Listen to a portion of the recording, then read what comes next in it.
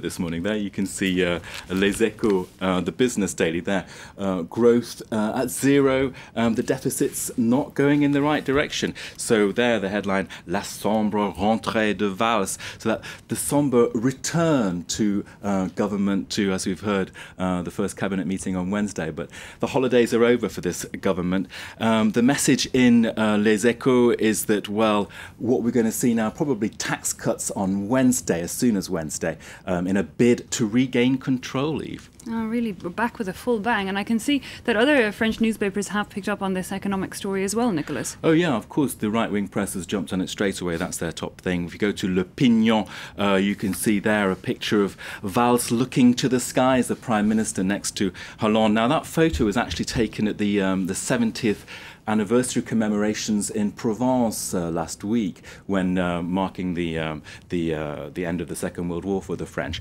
So, but the looking to the skies, the caption that goes with that is, of course, well, the economic growth isn't going to fall from the skies, is it? What are you expecting? So there you can see the headline, the impossible equation for this government. It says that they've basically tried different things, policies for 2 years, and they've ended up in a cul-de-sac.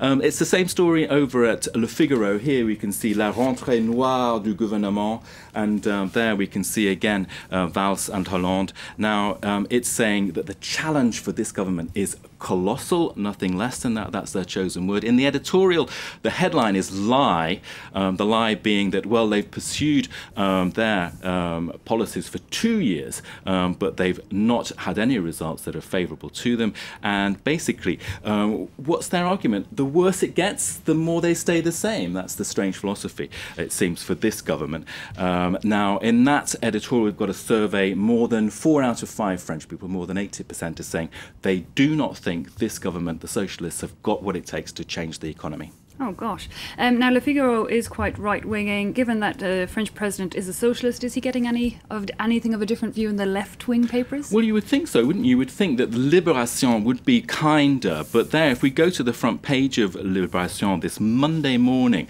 what have we got? And what if Hollande was wrong about the economy, and Hollande's poor head peeping up over the top, sort of looking to the skies forlornly again?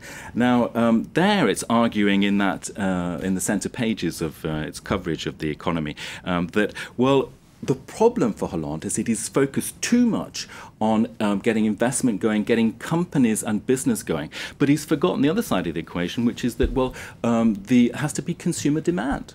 There has to be household income, which will actually buy French goods and so on. So there you can see, why is it not working? So a lot of doom and gloom. More broadly, that paper, Libération, says, well, yes, Hollande and Valls knocked on the right track, but it's the European leaders that are not doing the right thing. More broadly, the EU, 7 years of austerity, what do you expect? That's their message. Well, Nicholas, let's try and cheer people up here on a Monday morning. I mean, there is some gold coming into France. Well, yes, there's 9 gold medals. Isn't that amazing? They did really well in the athletics championships there.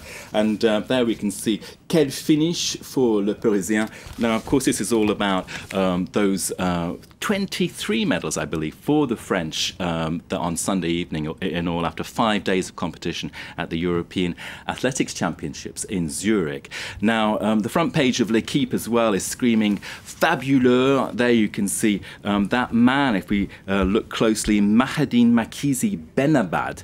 Now, he became famous for actually being disqualified in the 3,000 metres steeplechase by ripping off his shirt before he got to the crossing line.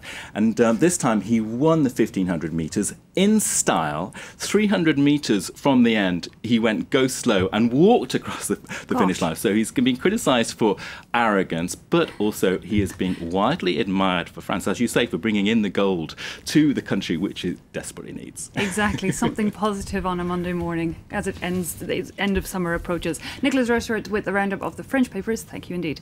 Well, that brings us to the end of this edition of Live from Paris. Do take care.